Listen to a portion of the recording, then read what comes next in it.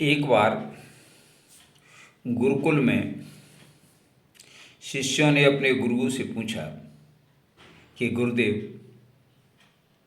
धन,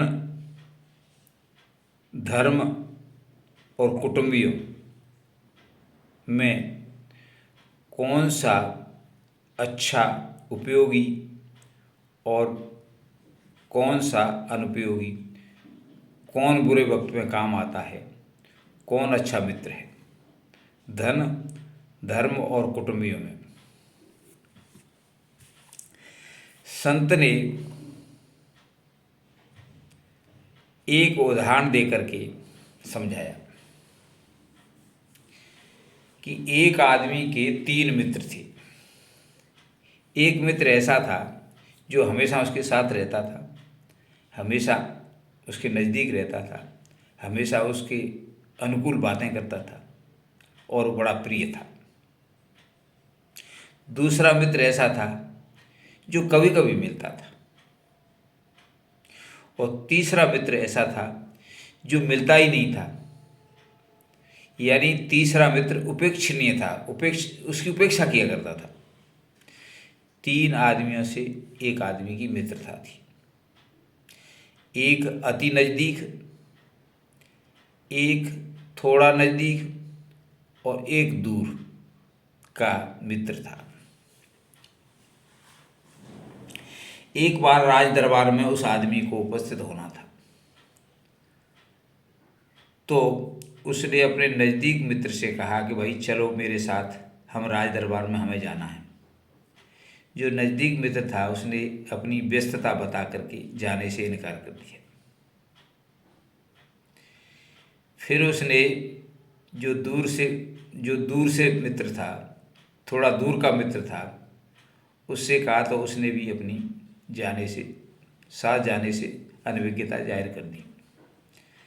फिर उसके साथ में तीसरा मित्र गया और राज दरबार में उसकी सहायता की।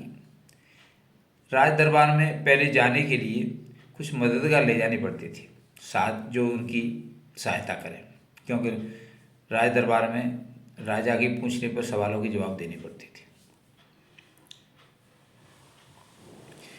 महात्मा ने समझाया कि जो उसके बहुत नज़दीक था, जो उसके बहुत पास रहता था, हमेशा पास रहता था, वो कुटुंबी था।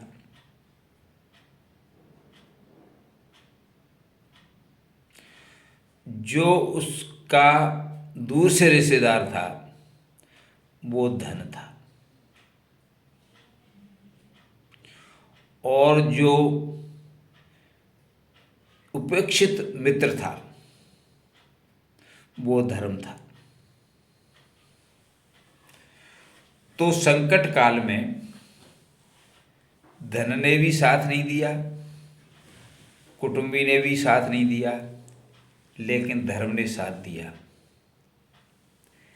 आम तौर पर धन और कुटुंबियों पर की मित्रता पर जोर ज़्यादा देते हैं लोग। धन से मित्रता रखना चाहते हैं, कुटुंबियों से मित्रता रखना चाहते हैं। इस मित्रता पर ज़्यादा जोर देते हैं जो संकट में काम नहीं आता है।